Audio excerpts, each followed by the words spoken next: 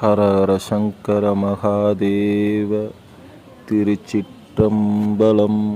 சூரிய விரதம். சூரிய விரதம் ஞாயிற்றுக்கிழமை வாரத்தின் முதல் நாளாக பின்பற்றப்படுகிறது. உலகத்தின் இயக்கமே சூரியனின் இயக்கத்தை கொண்டுதான் நடக்கிறது.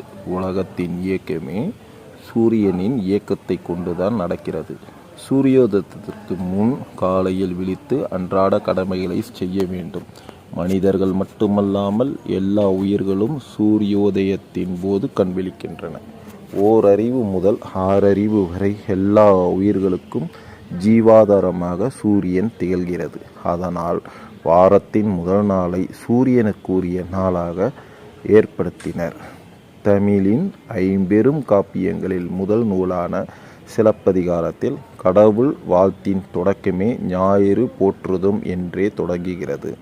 மற்ற இயற்கை வழிபாடுகளான நிலா, மலை போன்ற தெய்வங்கள் சூரியனுக்கு பின்னரே குறிக்கப்படுகின்றன. சூரிய வழிபாடு ஆதி நாள் முதலே அகிலம் முழுவதும் சூரிய வழிபாடு நடந்து கொண்டுதான் இருக்கிறது. சூரியனே உலகின் முதல்வன் என்கின்றன வேதங்கள்.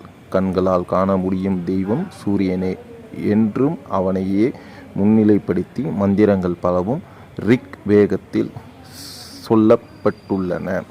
ரிக் வேதத்தில் உலகத்தில் சொல்லப்பட்டுள்ளன.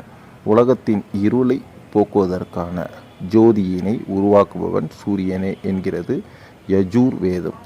உலகம் கதிரவனை நம்பியே இருப்பதாலும் அதையே சுற்றி வருவதாலும் கால மாற்றங்கள் சூரியனை வைத்தே நடக்கிறது என்பதாலும் இந்திய விண்வெளி கணக்கீடுகள் ஞாயிறை வைத்து ஆரம்பிக்கிறது. இதன் காரணமாக ஞாயிற்றுக்கிழமையை வாரத்தின் முதல் நாளாக வைத்துள்ளனர். சூரிய பகவானை பற்றி பார்ப்போம். சூரியன்தான் மிகப்பெரிய நட்சத்திரம். இந்த பிரபஞ்சத்துக்கே ஆற்றலை தரக்கூடியவர் இவர்தான். இவரை வழிபடுபவர்களுக்கு நிச்சயம் போதுமான ஆற்றலை தந்து வெற்றி பெறச் செய்வார் சூரிய பகவான். சூரிய விரத விதிமுறைகளை இப்போ பார்ப்போம். விரதம் இருப்பவர்கள் காலையில் சூரிய உதயத்துக்கு முன் எழுந்து பிரம்ம முகூர்த்தத்தில் நீராட வேண்டும். பூஜை செய்யும் இடத்தை நன்கு சுத்தம் செய்து கொள்ள வேண்டும். அர்ச்சனைக்கு ஒரு தட்டை தயார் செய்து அதில் கொஞ்சம் அரிசி, குங்குமம், சிவப்பு நிற மலர்கள், ஏதேனும் ஒரு பழம் ஆகியவற்றை வைத்து கொள்ள வேண்டும்.